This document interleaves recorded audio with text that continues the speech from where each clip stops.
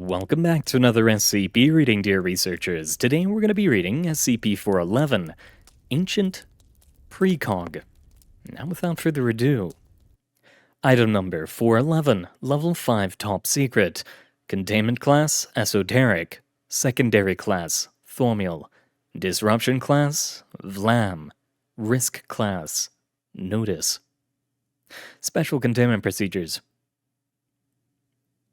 SCP-411 is to be kept in a standard humanoid containment suite at Existential Isolation Facility. All reasonable requests made by SCP-411 are to be met where possible. A bank of television screens displaying 24-hour news coverage is to be provided for SCP-411's use. Requests for texts and devices that do not yet exist are to be filed until such a time as they can be assessed. At the moment, SCP-411 is not considered a containment risk. All information gathered from SCP-411 is to be stored at the Existential Containment Unit and is to be disclosed at the discretion of Dr. only. All staff leaving the Existential Isolation Facility are to be administered with Class C amnestics. Description: SCP-411 is a gray-haired, blue-eyed, Caucasian male of incredibly advanced age. Estimates of his biological age based on information divulged in interviews are in the region of 400 years. SCP-411's nature means that special interview and linguistics training is required by all research staff. SCP-411 ages in reverse, growing younger at the same rate that a normal human ages. SCP-411's memory also functions in reverse. SCP-411 has no recollection of past events, but can recall the future. Much of the information we have gathered about SCP-411 originates from the work of a Dr. Lighthacker, an individual who appears not to work at the Foundation as of yet, via recollections of SCP-411 himself. As such, caution is to be used when applying this information. SCP-411 speaks an as yet unknown dialect of English that has significant grammatically and vocabulary deviations from modern English.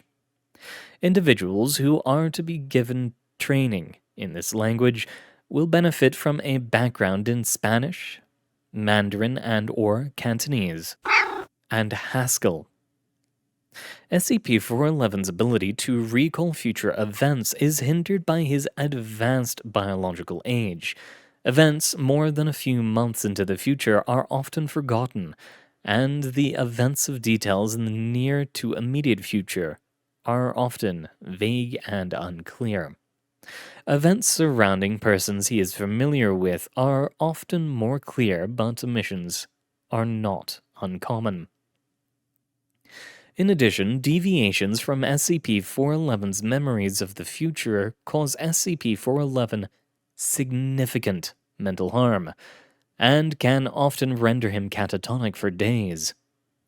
Due to the potential for valuable data to be lost in this fashion, particularly as one recollection often triggers other more significant recollections, SCP-411's memories are only to be acted upon in the following situations: risk of serious injury, security breach, or death of the founder, mandatory. Risk of K-class scenario, mandatory. Risk of Class 1 security breach, mandatory. Risk of death of O5 personnel, advised. Risk of significant and destructive SCP containment breach, advised. Risk of Class 2 security breach, suggested. Risk of multiple senior research staff deaths. Suggested.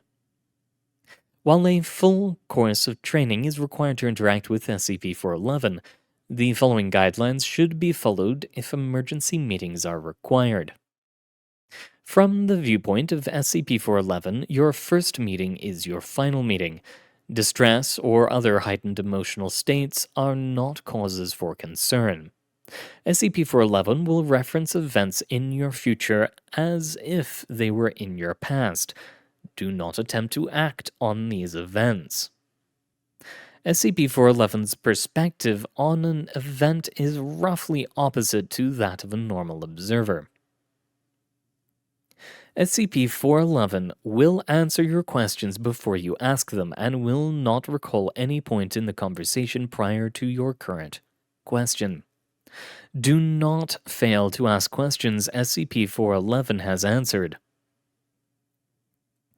SCP-411's advanced age should be taken into consideration when interviewing him. Overlong sessions can leave SCP-411 physically and mentally drained. SCP-411's overall memory is poor. For example, SCP-411 often cannot recall what he will have for dinner later that evening. It is unknown when Dr. Lightacker will join the Foundation, but it has been decided that he is not to be actively sought.